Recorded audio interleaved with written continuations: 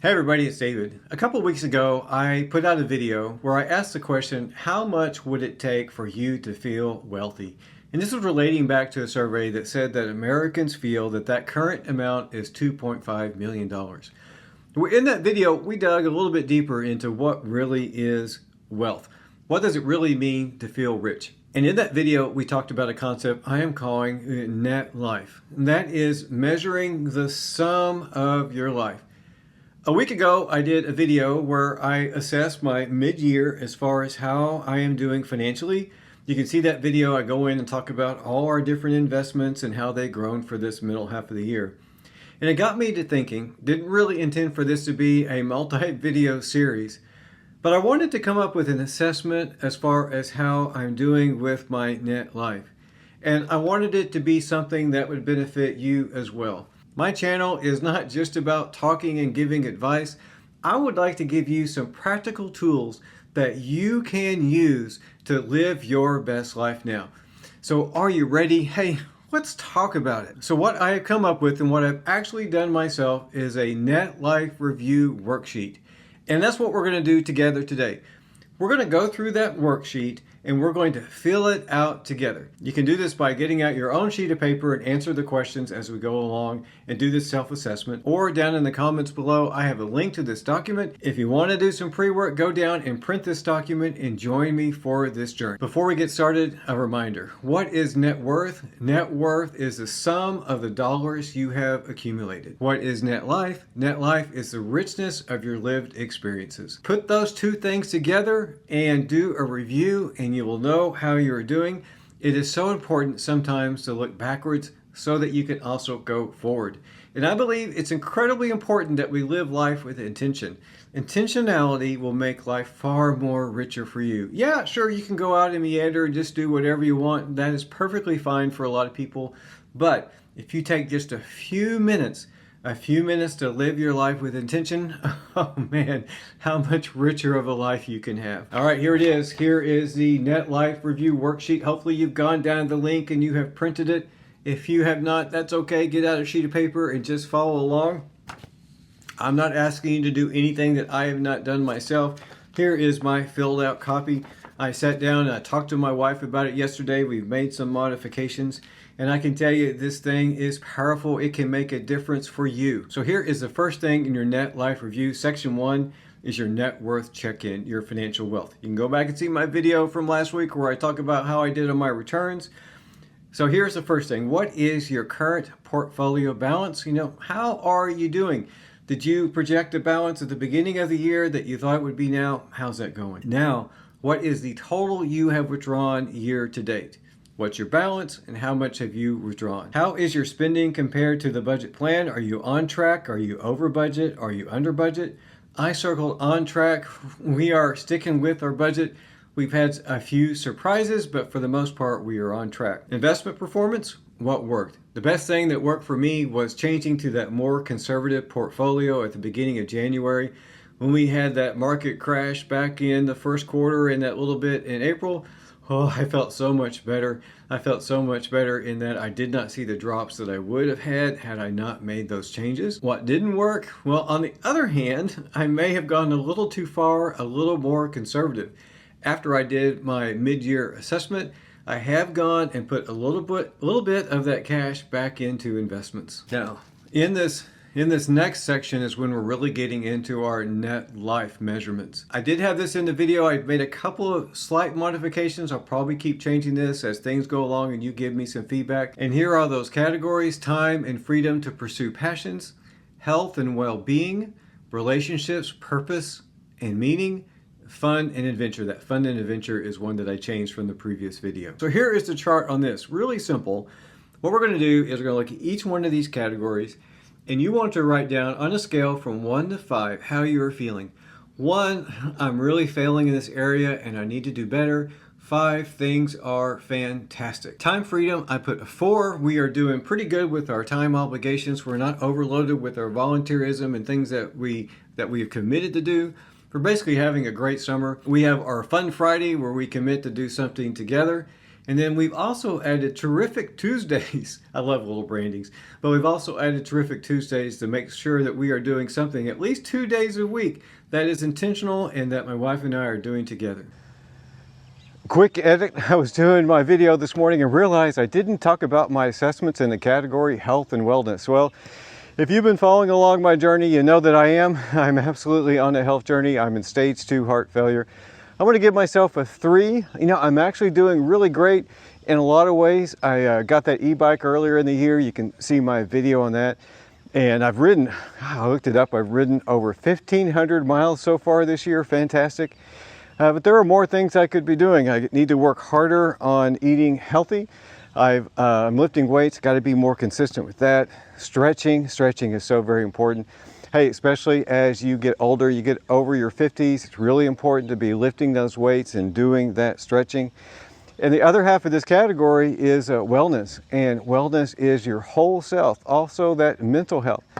And I think that's what kind of brings me down to a 3. That is something I want to work more on, spending more time in a state of gratitude, thinking about all the things that I have to be thankful for. Mental wellness, physical healthness, 2 very important things when you retire. Depression is a thing. Depression and gray divorce.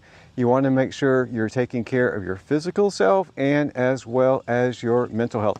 So I really encourage you to spend some time in this category and think deeply about how you're doing. The next category is relationships. I've actually put that as a 3. I think I have some work to do in that area. I really would like to reconnect more with my family. We have a son. I don't think I see him as often as I would like to. And I'm also working to expand my tribe. When you leave work, you lose all those work friends. And when your kids grow up, you lose those friends that you had as a result of having those friends. Friends in many cases are situational. So it is a gap for me. It's something I'm working on to increase my friend and relationship circle. Purpose and meaning, I put down a 4 in my category there in that assessment. I feel like I live a purpose-driven life, and it's something that's always been important to me. This YouTube channel is part of my purpose. It is part of my legacy. Hey, if only one person watches this video and does something, I feel like I have met my purpose. It is something that a lot of people struggle with when they retire. That first year is kind of a vacation, but after a year you start thinking, is this all there is? Is there something that I could do more? And that's where volunteerism, having something like I'm doing with the YouTube channel, all those things help fulfill and be part of your purpose. It doesn't have anything big. Maybe your purpose is just taking care of those grandkids, being a great husband, being a great wife, being a good partner, whatever. But it is important to measure and think about, what am I doing with all this time that I have? What is my purpose? Fun and adventure. I put this down as a 3. Yes, up there at the time I was a 4, and we're doing a bunch of cool stuff. We got the Fun Friday, we got the Terrific Tuesday. But I really do think that we could be doing more. Before retirement, we talked about visiting all of our state parks. I got a poster back there with stickers to put on it. We talked about going to the national parks, and we got derailed by my health situation.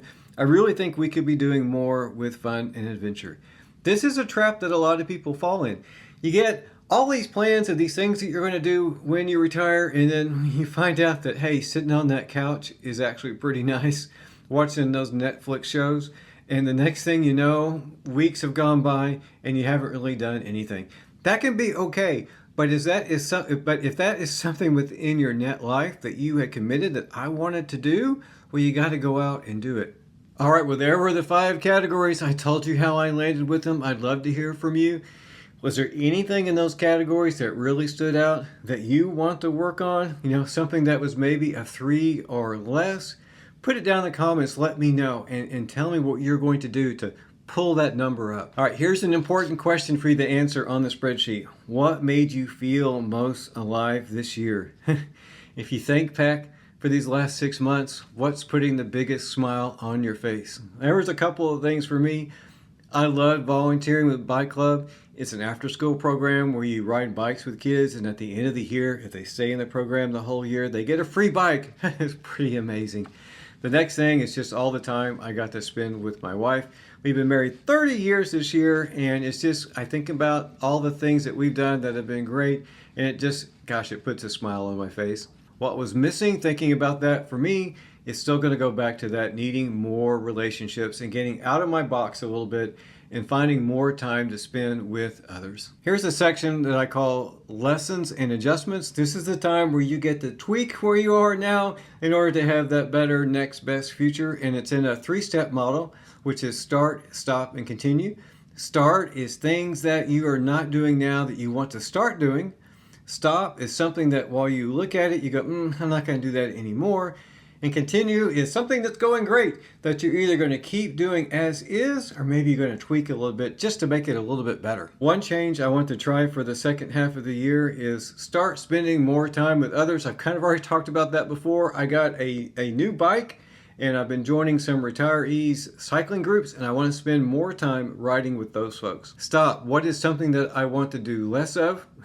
That's pretty easy for me. I really would like to stop doom scrolling on the phone.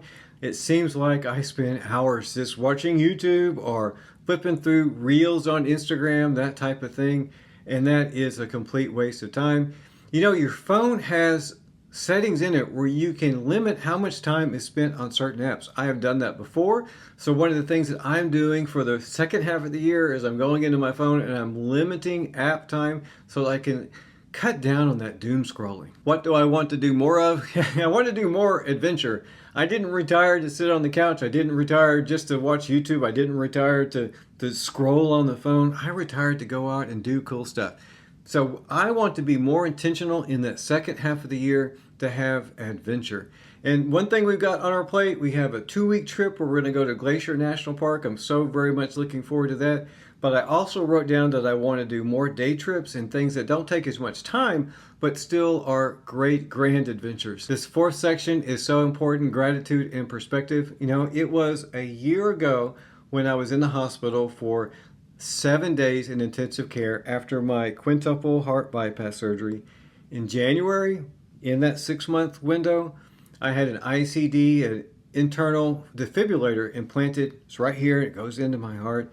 It's something that will shock me if I were to have a heart attack. And I have perspective on life for that. I know that at any moment things could go wrong, but I also know most every moment things are going absolutely right. And that's where that gratitude piece comes in. I do have a video, I'll put it down in the link, where I talk about a gratitude list, something that I've kept for many years. I still, once a week or so, write down something that I am grateful for. That first question there, I am proud of, I put down this YouTube channel. That's you. I'm very proud of this channel. Even if I don't get a whole lot of views, I always think about, hey, 300 views, well, what if I had 300 people in this house?